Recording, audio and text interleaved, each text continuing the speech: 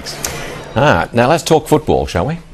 The NFL could be hit with a huge penalty as a result of a new lawsuit filed by the Players Union.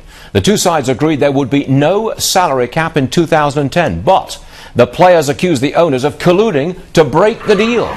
Joining us now is the player agent, Eugene Lee. Eugene, welcome back. Good to see you. Thanks, Stuart. I am told that in the past, the courts have often sided big time with the union, which means the NFL could face a big financial hit. You see it that way?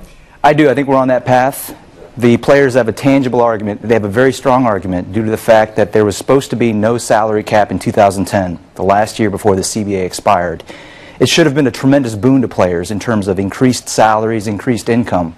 But apparently, and allegedly, teams colluded secretly to institute a secret cap of $123 million.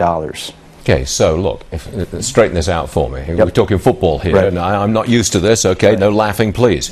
But look, if the union wins, they get what, $1 billion from the owners? They're seeking $1 billion in compensatory damages.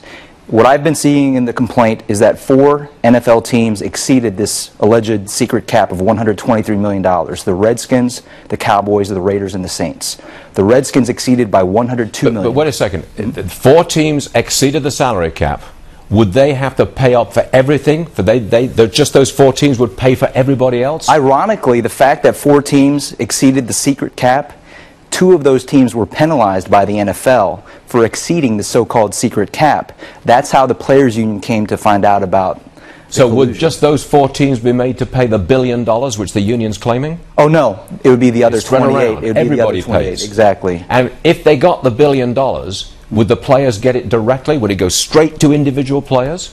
I think it would be allocated equally. We would have to see, you'd have to do some type of formula, institute a formula to see which players were the biggest free agents on the market that year, and then sort of allocate that way. You're the agent for 8 NFL players. Yes. Of those who were playing in 2010, those you represent, they'd come in for some money, wouldn't they? If it's distributed equally, they would. However, I didn't have any free agents back then. If there were free agents on the market in 2010, I think those players would see the most out of this. So those players who were free agents in the year 2010, if the union wins, they make a big windfall. I think it's a huge windfall. $1 billion spread around, maybe $1 billion spread between all of those people.